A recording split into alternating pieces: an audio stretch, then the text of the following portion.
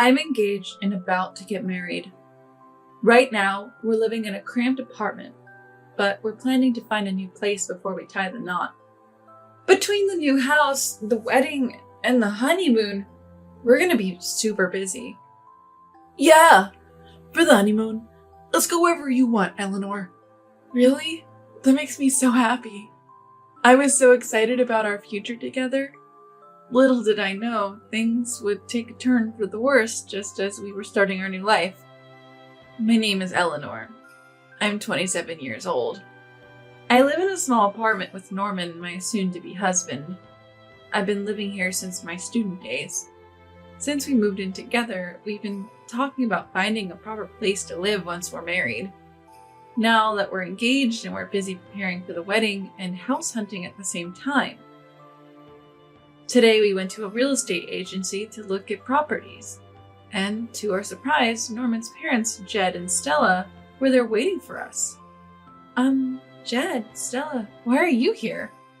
Jed and Stella happily responded to my question. Norman invited us. He wants us to take a look too, right, Dad? Yeah, I can't wait to see where you and Norman will be living, Eleanor. Okay. Why did he invite his parents? Maybe Norman was nervous about house hunting for the first time. Well, I don't want to start any family drama before the wedding. Despite my reservations, we went on with property viewing. After that, Jed and Stella invited us to a restaurant. Eleanor, the place we saw today wasn't great, was it? Too small. Stella frowned and I hesitantly replied, Really? It's a new building and the rent seems reasonable for a 2-bedroom place. No, way too small. You need at least a 4-bedroom place. 4 bedrooms seems excessive. Stella sighed in disbelief. Listen, you might not get it now, but have you thought about when you have kids? Kids? Yes, even if it's fine now, you'll definitely need more rooms in the future. Is that so? To be honest, we weren't planning on having kids right away. Even if we did, we could just move to a bigger place then. Well, Stella has her own opinions, I guess. I decided not to dwell on it. A few days later, Jed and Stella joined us again for another property viewing. After looking at several places, we went to eat. Then Stella said something unbelievable. I can't wait to live with you all. What? Live together? Seeing my shocked face, Norman quickly said, No, Eleanor, she's talking about the future.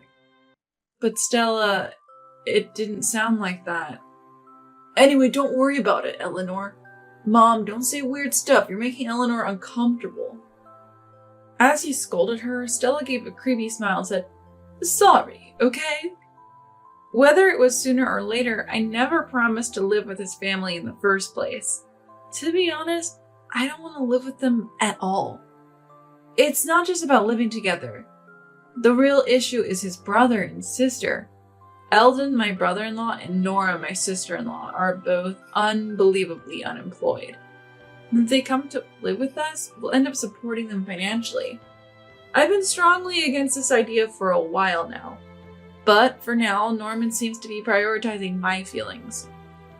Even if Stella says she wants to live together, he would probably say no. I trusted Norman. But strangely, every time we went house hunting, his parents came along. And they kept pushing for a 4-bedroom house. Eleanor, you know we've talked about this. Choose a 4-bedroom house for the future. But Stella, even if we have kids, 4 rooms seems excessive. What are you talking about? It's better to have more. You both work, so it'll be fine. But still, just listen to me. Take advice from someone who's been around longer.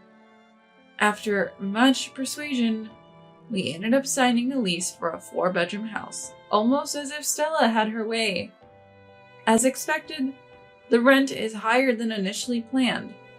Even if we both work, it's going to be tight financially. But I don't want to ignore Stella's opinion and have issues later. Considering future interactions with my in-laws, I decided to see it as a necessary compromise. After signing the lease for the new house, The wedding is fast approaching. A dinner party was held at my in-laws' house to celebrate, and naturally, the conversation focused on us. My parents-in-law smile and talk to me. The wedding and the move are coming up. So exciting. Absolutely. It's time for celebrations. Then Eldon and Nora said something unbelievable. The new house looks spacious and nice. Norman, you did well. I didn't realize a 4-bedroom house would be so big. I couldn't let that comment slide. Wait, Eldon, Nora, you visited our new house? Of course. It's the house Norman chose. We're family, so we have to check it out. Are you kidding me? Who goes to check out their younger brother's new house without telling them? It's just weird, no matter how you look at it. With growing concerns, the dinner party at my in-laws' house ended. When we got home, I decided to double check with Norman. Norman, we agreed not to live together, right? Yeah, of course. Good. Stella keeps coming to the viewings, and what Eldon and Nora said today made me anxious. I'm sorry for making you worried. You don't have to, Eleanor. I'm glad you said that, Norman. Thank you. I felt completely reassured by his words, but 2 weeks later, my trust would be completely betrayed. Our wedding went off without a hitch, and we went on our honeymoon. We had already moved our belongings to the new house from the old apartment. We planned to dispose of the remaining old furniture by the end of the month when we vacate the apartment. After returning from the honeymoon, we were supposed to go straight to our new home. We returned from our honeymoon full of memories. We arrived at our new home, filled with excitement for our future life together. Eagerly, we opened the door to our new place, and what we found was beyond belief. Ah, Norman, Eleanor, welcome home! Stella! What are you doing here? There she was, Stella, greeting us with a beaming smile. One by one, Jed, Eldon, and even Nora appeared from the back. I was so stunned that I couldn't move. Wait, what's going on here? What do you mean? We're family, right? We're living together, starting today. What? Stella's outrageous statement left me utterly confused. Hold on a second. What's happening?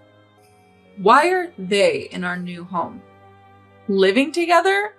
All 6 of us in a 4-bedroom house? There aren't enough rooms. The in-laws feel at home in our new home. As I looked around, I saw that the house was already filled with their belongings. Stella spoke again, still smiling. Eleanor, let's get along, shall we? Wait, what do you mean, get along? I don't understand. What's not to understand? Living together was decided a long time ago after discussing it with Norman. What? With Norman? I glanced at my husband, who awkwardly looked away. You've got to be kidding me. He promised we wouldn't live together. He conspired with Stella behind my back?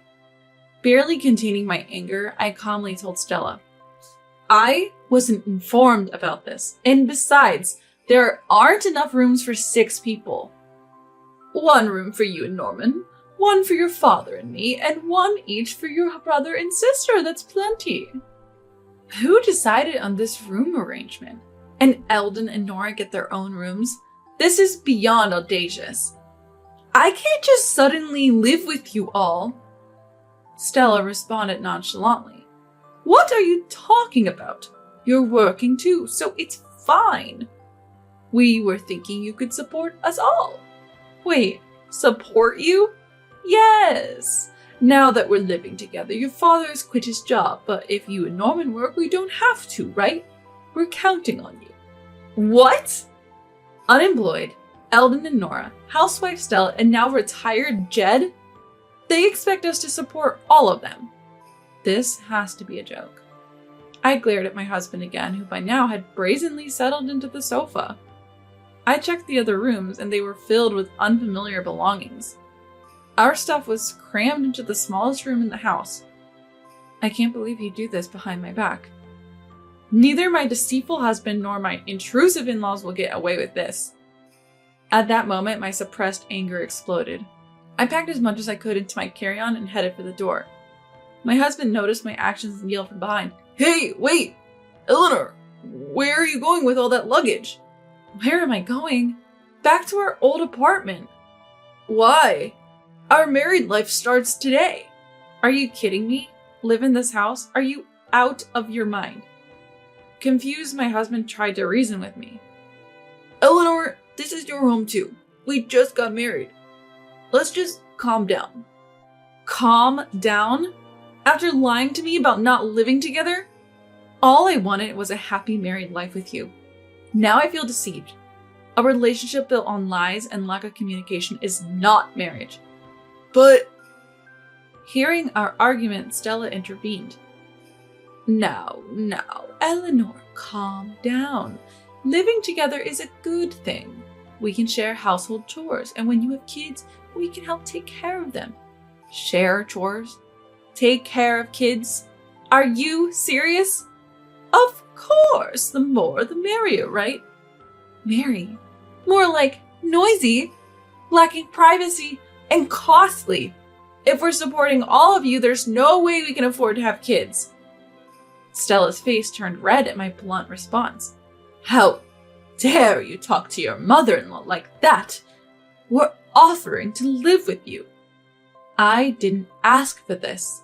And in this situation, not only can we not have kids, but we can't even live a normal married life, and you expect us to support all of you?